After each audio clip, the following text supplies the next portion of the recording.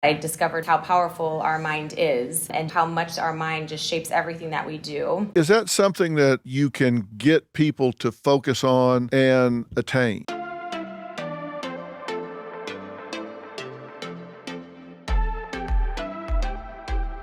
Well, hello, everybody. It's Dr. Phil, and we are ready to fill in some blanks on something that I find absolutely fascinating. My guest today is an expert in the psychology of success, so you can imagine why I'm fascinated by all of this. Dr. Annie Shadle is herself a two-time NCAA national track and field champion, winning in the 1,500 meters outdoors and the mile indoors.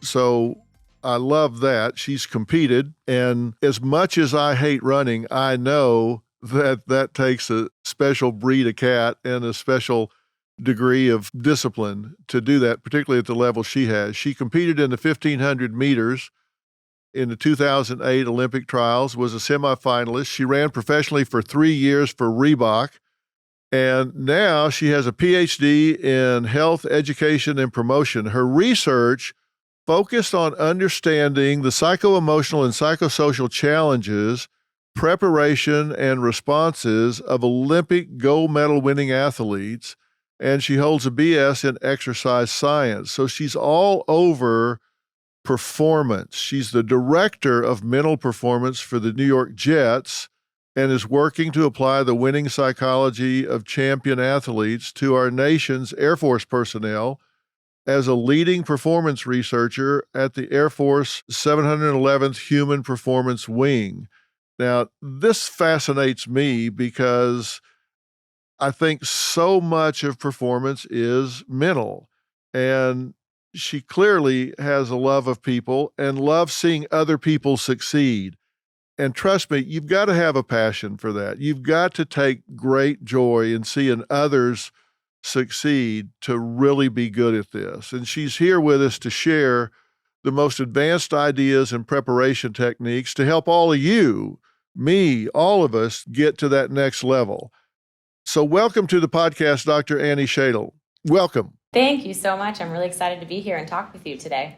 I am glad that you're here. So first off, I was just describing this in general terms. Tell people what it is you do, what it is you focus on, because this isn't mental health, this is mental performance. Describe that for people and what it is you do.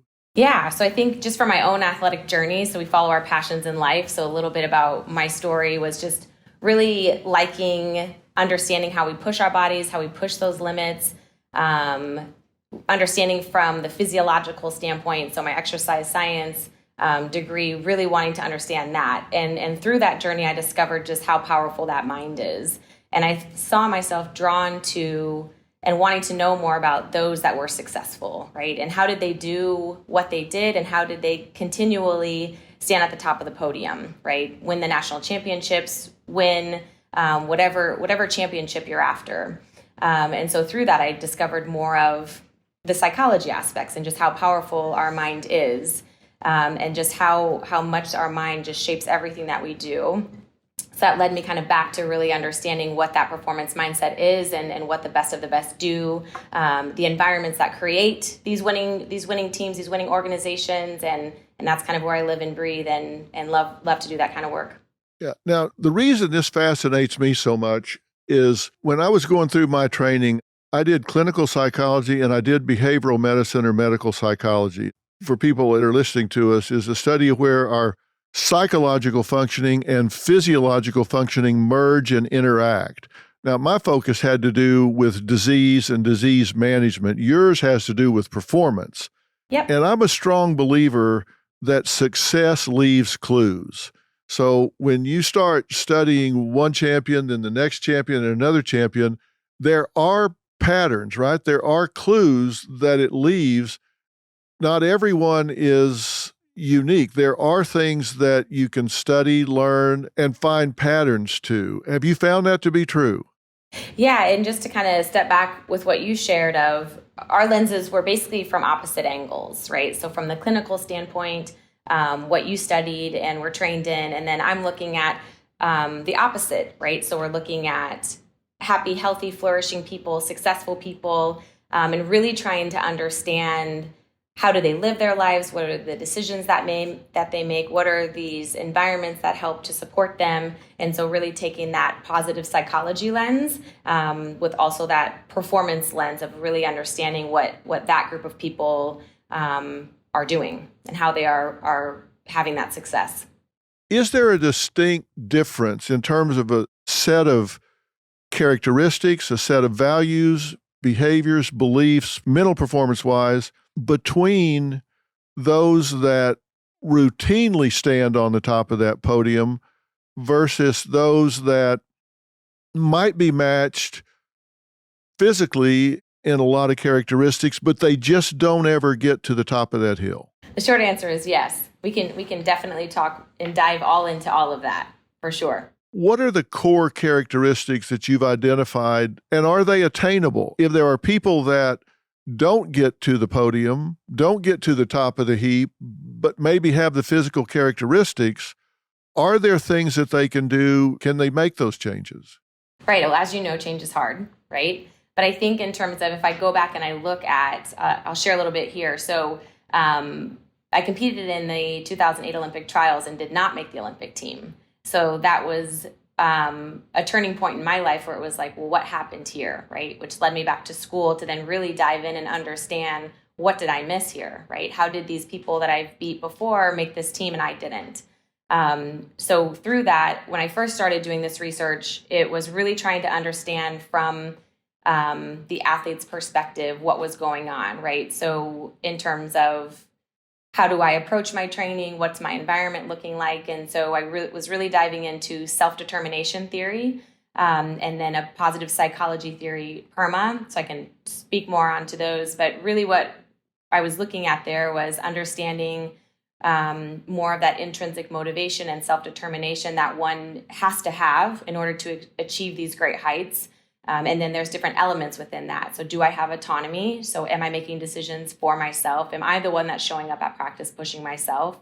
Or is it from this outside external source that's pushing me, right? So stronger forms of motivation would be me showing up, me pushing myself, right? Second part to self-determination is a sense of belonging and connection, right? So I matter. It matters that I show up to my team, to my coach. They care about me. I care about them. There's this connection of human element that's there. The third part of self-determination theory is competence. So do I have the knowledge and skills? Am I working at and getting better at this skill set every day, right? So in the NFL, am I getting better at my position work? Am I improving upon these things? Am I getting faster, stronger? Am I learning the installs in our game plan, right? So am I building that way? And those lay the foundation for intrinsic motivation, which is the strongest form of motivation, which that leads to like a self-determined person. There are some different things that come in where environments can either help that motivation that's within us, or it can hurt some of those things. So, well, let's break this down for a minute, because you're talking about intrinsic motivation. Is what you're saying at the foundation of this, the person's got to really want it themselves. They can't be doing this for coaches, spouses, parents. They got to really want this. It's got to be for them.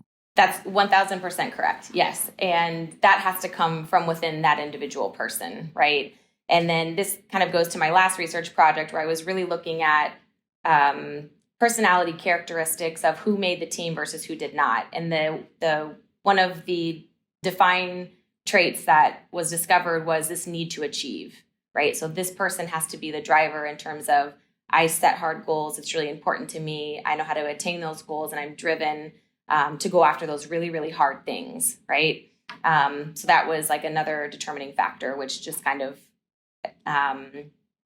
just helps to strengthen that piece of you've got to want it. Is that something that is either there or it's not, or is that something that you can get people to focus on and attain?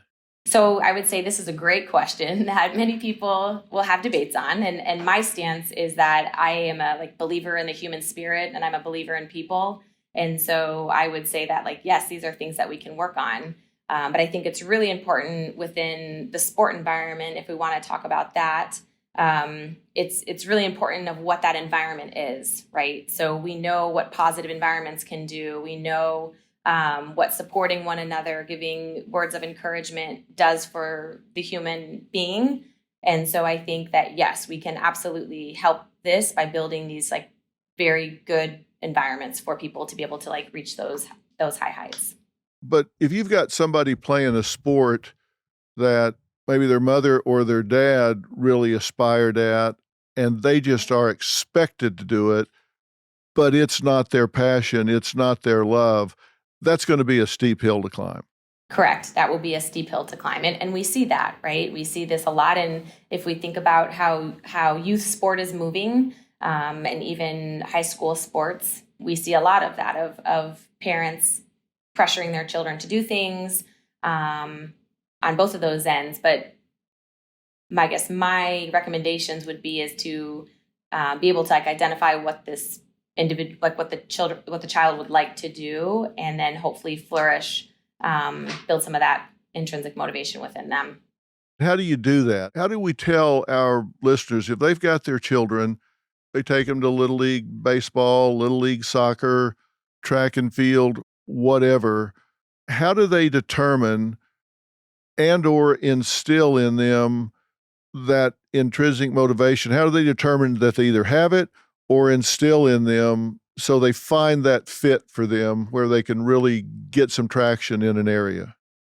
Yeah, it's a great question, and I feel like I've talked with my sister about this and my friends who have younger children, and I think it's really important, right, where we instill these values in children, right? It's really important that we follow through on our commitments. It's really important that we try hard things, right? It's really important to do our best, to give our best effort, and that's the most important thing, right? So if you think about a younger child that's beginning sport, and the child learns sport through the coach, right? So the number one reason why kids play sports is because it's fun. The number one reason why kids stop playing sports is because it's not fun anymore.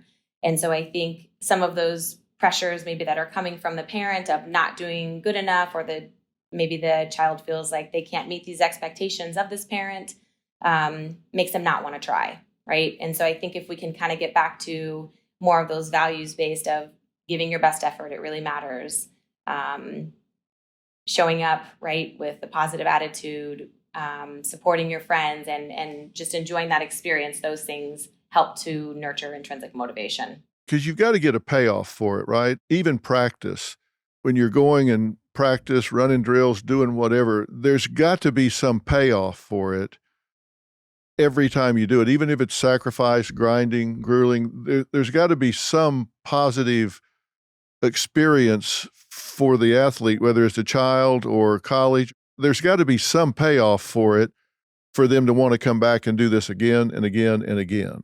Right. And sometimes I think it's getting them to experience that moment, right? So I think with myself and my athletic experience, when I had that first joy of overcoming something that I didn't know that I could do, whether it was a workout or whether it was a time that I was trying to hit. And I think probably all of us can go back to our experiences and think through like, oh, all that hard work paid off, right? Or wow, that was really fun where I didn't know if I could do that and I made it through. And so I think once we get those moments that feel really good, where we feel really proud of the work we've put in, those are the moments that we want to obviously savor and nurture, because that makes it worth it, right? Yeah, that makes it worth it afterwards. I played football in grade school, junior high, high school, and college. And during two-a-days, for example, I found it really hard to get a payoff. Yep. Because the third day of two-a-days, the second practice, now you got nothing but lactic acid in your body, and it's 100 degrees out there, and it's like, oh my God, kill me now. But you find a way to get through it. I'm not sure how, but you do. Yeah, how do you get through it, right? We have teammates, right? And if you think through those friendships and that togetherness that you had during those really hard days, there's a lot of team cohesion and bonding that happens in that, right? In that push and that struggle. And then also it's that delayed gratification where you know that moment of the football game is going to come and all of the energy that's going to come with that. And so more of that long-term goal, right? So being able to understand what I'm doing right now and what I'm committing to right now for the benefit of what will be coming, right? And how happy you will be, whatever. It's the first game of the season or it's a championship game where you can step in ready to play, knowing that you did everything you could to prepare your mind and body for that moment. You said a really important word in terms of your teammates, because when I look back on it now and people that I've talked to, it's always been that band of brothers sort of feeling. You're in it together. We're going to get through this together. I'm not going to let my teammate down. He's not going to let me down. If you're laying on your back, you look up and there's a hand there to get you up. You just feel like there's that sense of acceptance that's so important. That's powerful currency for those times when the band's not playing, the lights aren't shining, the crowd's not yelling, but there is that currency you get from the fellowship, the camaraderie of being in the team together, and that's important to your performance motivation. Yeah. Yep. And I would say that real champions love that process, right? So the fun and the lights and the showtime is really important, but the best of the best athletes really enjoy the training to some extent, right? Like we understand it's hard, it's difficult. But we take at least some joy in like knowing we're pushing ourselves, we're improving ourselves, we're learning at mastering these skills, right? So again, if we think about just motivationally, what I'm focused on to improve myself, to master these things, those things hopefully would bring some enjoyment or engagement into what you're doing, right? You have to love that process. And I think anyone who has had success like understands that grind pays off in the end. And so you're able to withstand and sacrifice the things that you have to in order to get to that end goal. What would you say to parents that have these kids in athletics, which I think are great? I was in athletics all of my life and we didn't have a lot of money. So that was currency. That was our entertainment. That was what I was able to do. And I was the family's entertainment because they could go to the games for free. And there was a lot of different payoffs for it. But what do you say to these parents about how to find the balance of being a positive motivational force, yet stopping short of being like a stage mom? Because I've seen so many of my friends' dads as I was growing up put so much pressure on the kid at practices or games that the kid was absolutely miserable in fear that they were going to mess up, screw up, not do well enough, and they were going to have to be accountable to their parent after the fact. That ruined it. I saw it ruin it for so many of them. What do you say to parents about how to find that balance to get the best performance out of a child so they do enjoy it and have peak performance at the same time? Yeah, and I understand the struggle of wanting your child involved, but also wanting them to give their best effort, all of these things. And I would say, one, in general, I completely agree with you in terms of all of the important life skills that sport teaches, right? Like sport is wonderful. You get to push yourself, accomplish different things. You learn teamwork, you build friendships, let alone have lifestyle habits, right? And so I think even if I just take a step back and zoom out a little bit, it's really important for young kids to be involved in these activities, just for the lifelong healthy habits that can be instilled in having a good routine, eating healthy, hydrating your body. All of those things are really important. And so if I were to give advice to parents, it would definitely be to either dive in and read some books on how to best support your child in these ways, or also the most important thing is that back to kind of that best effort, right? And encouraging them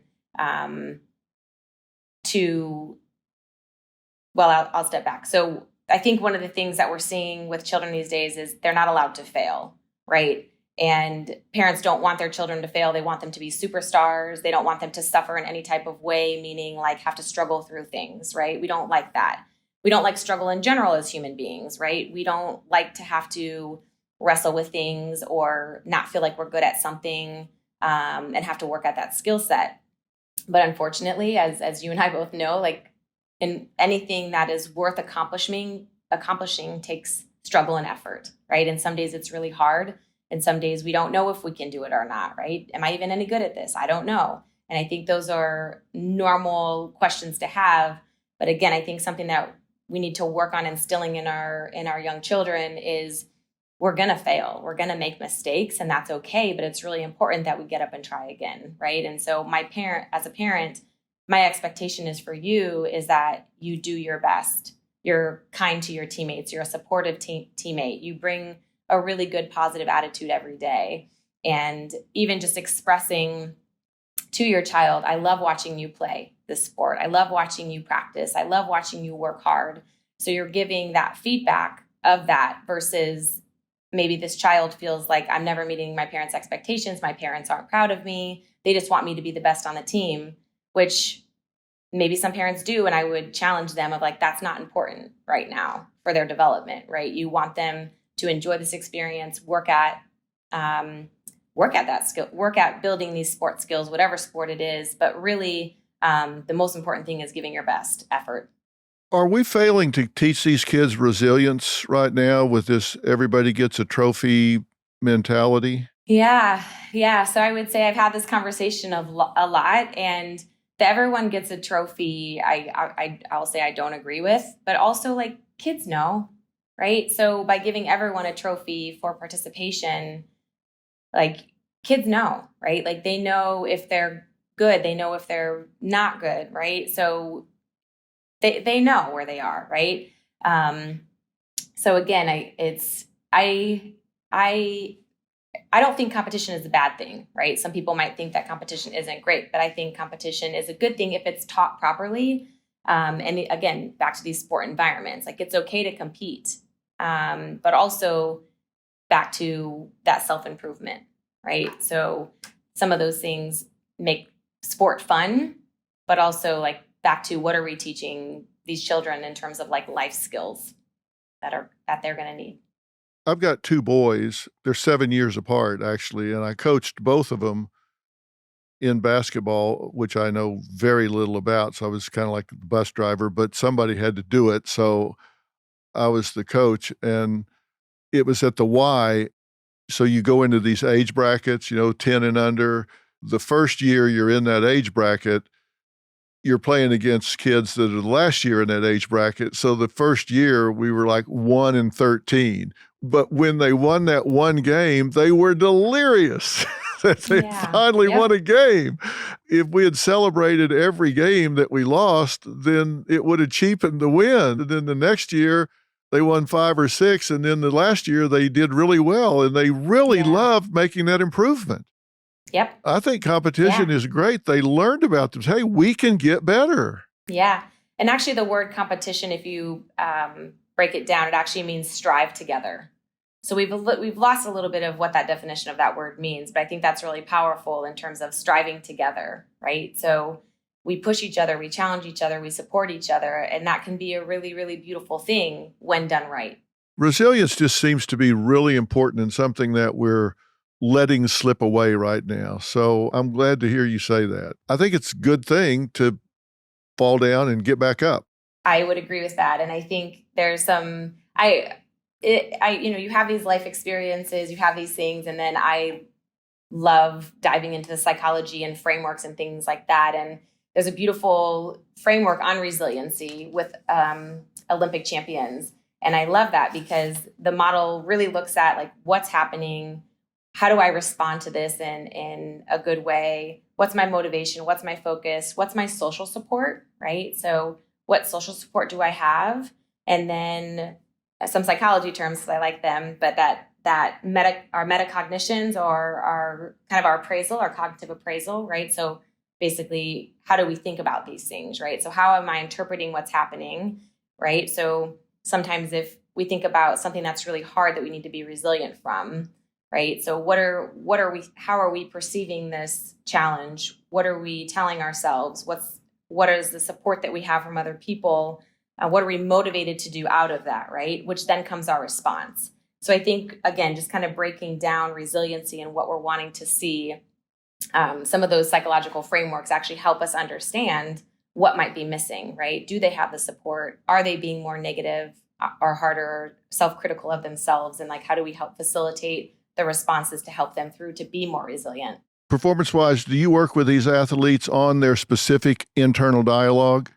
Yeah, I think in general, those are, if we step back and just think of mental skills, right? And so this is what I teach from is we practice our skills as athletes, right? So whatever that is, if you're a hurdler, if you're a long jumper, if you're a basketball player, if you're a football player, and if you think about these, we practice our physical skills, but oftentimes we're not practicing our mental skills, right? So one of the mental skills that I teach from is self-talk, right? What is that internal dialogue? How am I talking myself through or coaching myself through? And self-talk can be either motivational, right? Like you can do this, come on, right? Whatever that internal dialogue is. Or it can be instructional, right? Lift your leg up, drive your hips through, right? So all of that self-talk can be really helpful in that moment, but it's one of many mental skills that I work with athletes on. And different athletes respond to different kinds of self-talk, right? Yeah. I mean, I am definitely a positive self-talk person, right? So not so much being negative and critical, but offering some compassion too. But I think depending on the individual's personality and what works for them, right, there's different things that are going to work for certain athletes. So one of the things that I talk to athletes about is really understanding your own psychology, right? And you have to understand what your mind does and where it goes when things get really hard. And so that's your job. Like I can work with you on these things, but you've got to really understand your own psychology and work through it in those moments to best help yourself perform when it really, really counts. So let's talk about pressure. What is your approach to helping people perform at that critical moment when it's their opportunity to choke or their opportunity to really step up and excel? Do you have a particular strategy, approach, philosophy about teaching athletes to deal with those big pressure moments? Oh yeah, definitely. It's a great question. When you first brought that up, I worked with a coach once that said, pressure doesn't exist. It just doesn't exist, right? So in their mind, that's how they dealt with it, was just saying like, it doesn't matter, right? And then you hear the cliches of like, well, pressure builds diamonds. And, there's all of these things with dealing with pressure. But I think in general, ideally, we've prepared our athletes for this moment, right? So the best athletes of the best athletes just live for those pressure moments, right? And this is when we see in the movies where like things get like foggy and kind of zoom out and you just see this like tunnel vision, right? And the best athletes like live for those moments and know exactly what to do. But even with that, they've probably had these moments as they've gone through sport to know how to handle those moments, right? So if we think about your progression and your development as an athlete, probably early on, there were coaches that helped them have those moments so that now when there are these big moments in the Super Bowl or whatever it is, they know how to manage those. Does that make sense? Yeah, I think, are you saying acknowledge it and have a strategy for it when it comes up? Well, I would say the best of the best, like live for those moments. But I would say too, in those moments, right? So you take control of what happens, right? So you know exactly what you're doing, you know exactly the play, you know exactly how you're going to, what you need to do, and you stay focused on the moment, right? So you don't get overwhelmed by the moment, but you're able to like recognize where your mind is, you're able to put it where it needs to be and like block out any distractions that might be there, right? So whatever that is, the winning free throw of a basketball game, right? So you know exactly like stay with your routine, take your deep breath, do your shot, right? So really being able to control your mind to stay focused on the task at hand to deliver your best performance in that moment. And when we see athletes maybe fall apart in those moments, probably because they were distracted outside of the moment. Something caught their attention, their mind wandered, they became overwhelmed as opposed to really dialing in, taking control of that moment and delivering your best performance in that moment. I play tennis a lot, like 300 days a year. I play with a lot of really good players, some on the tour and all, and that aspect of getting to match point and double faulting when that's not who they are. They just don't double fault, but then they get to that moment and they hit it a foot under the tape because they tighten up. And everyone that I talk to says exactly what you just said. They get distracted in that moment. They start playing what if, like, oh my God, what if I double fault? Oh my God, what if this? What if they start thinking about other than executing the shot? Really, every point weighs the same, but they put all of that time, all that pressure, and all the distraction comes into that moment. And of course, they're going to miss the ball. They don't even look at it. because they're so distracted. That's such a good point about not being distracted in that critical moment. Yep. And it's hard to keep our mind in the present, right? So it's really hard to do that in that moment. But again, it's training your mind to know exactly what you need to do in that moment. Yeah, but boy, it sure pays off if you can. And that's the difference, those that really hone that skill versus those that don't. Right.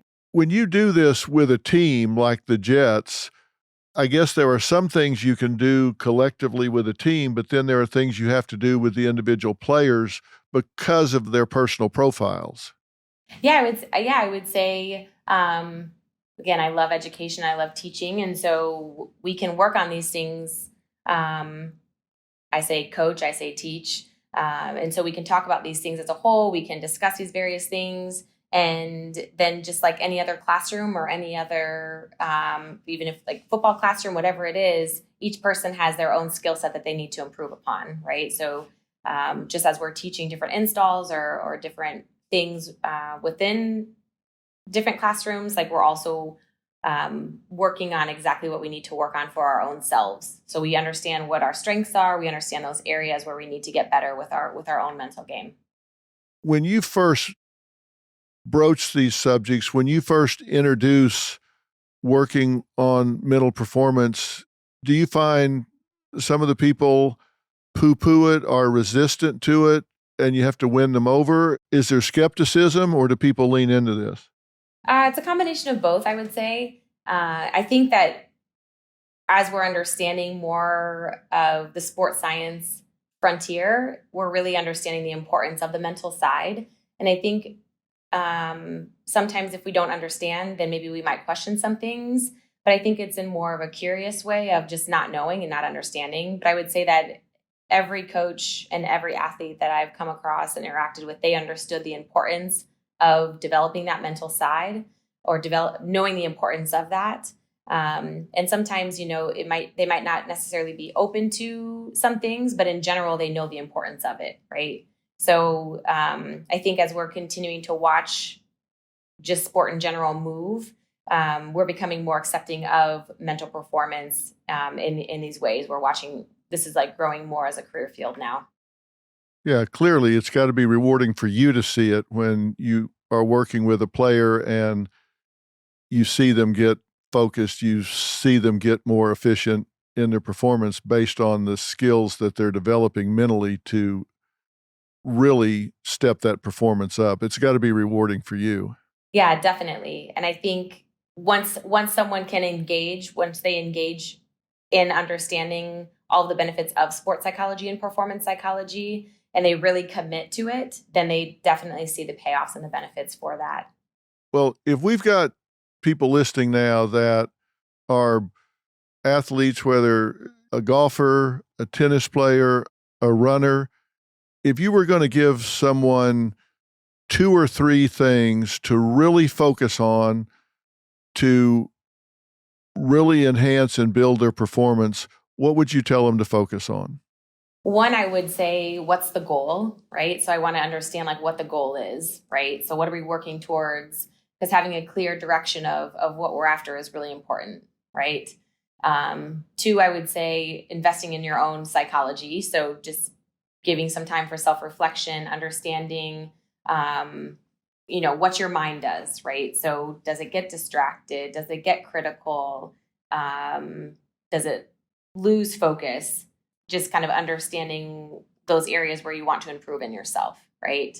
And then just understanding that journey of there are going to be not great days, there's going to be hard days, but just kind of sticking with that plan and that commitment and that routine, that's really important. Well, I think those are 3 great things. Number 1, I think it's so important for people to have a goal that they can identify and click it off, because just getting better, what does that mean? Define better so you know when you click something off. And I think taking your own inventory and knowing, how do I get in my own way, is such a good point. What is it I do to get in my own way? Am I not present? Am I thinking about 10 other things when I'm working out or doing my sport or whatever? Or do I put pressure on myself? Do I have a negative internal? Whatever I do to get in my own way, people really need to sit down and say, what is it that I do that I can really improve? Insight's a key. I think people just really have to do that. And then figuring out what you're willing to do to get there. This became a real focus of mine. I guess I was 12 years old. I was on a football team, and we were really good, and we had great equipment and great coaches and a lush green field, and we had a game that got rained out.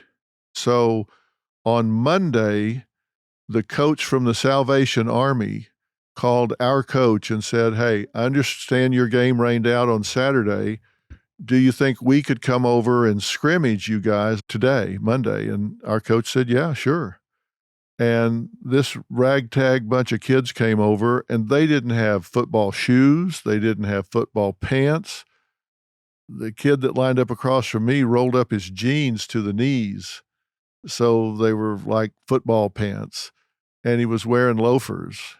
He used masking tape to put the number 4 on his button-up shirt that he put on over his shoulder pads. None of their helmets matched, and, we had all these fancy uniforms. They beat us so bad, it was like a track meet. Honest to God, they were running up and down that field, and I got in the car afterwards and looked at my dad and said, "What the hell just happened?" And he said, "Well, you just got your ass handed to you on a platter, boy." And I thought, well, I was looking for something a little more in-depth than that. And he said, they were just hungry. And I remember that moment in that car thinking, I want whatever they've got. Whatever those kids have inside, if they can do so much with so little. I was envious of those kids. I wanted what they had inside. And from that moment on, I was focused on figuring out why people do what they do and don't do what they don't do. Understanding motivation. I wanted to know what made those kids so hungry, so motivated. It was a life-changing moment for me. And that's why I've been so focused on this and love what you do so much. Those kids, they were so thrilled to get a chance to play on grass, because their field was just hard dirt and had a manhole cover on the 40-yard line. It was terrible. And they were so excited with what we took for granted. They had such a better attitude than we did. I learned so much that day, and I've never forgotten it. It's been, God, almost 60 years, and I've never forgotten it. It was such a mental difference between their attitude and ours. So I get it. I totally get and admire what you do. It's a great story, and you hit on all of the elements. Though for you, it was like very impactful teaching moment, right? And even though it was a hard moment for you, you embraced that moment and you learned from that moment, and sounds like it was a very turning point in your life to really, pave your way for all the things that you've done with your career, which is really cool. Oh my God, talk about a turning point in my life. My right shoulder still hurts when it rains. They hit me so hard. I'll never forget it. So I love what you do, and thank you for sharing it with us today. Yeah, thank you so much. All right, well, good luck to you, and I'm not going to say good luck to the Jets because I'm a Cowboy fan. You can like both teams. It's great. That's right. Maybe we'll meet in the Super Bowl. Perfect. I would love that. I bet the Jets are there before the Cowboys. Always shoot ourselves in the foot. I hope we're there soon. Yeah, me too. Thank you so much. Take care. So long. Bye. Bye.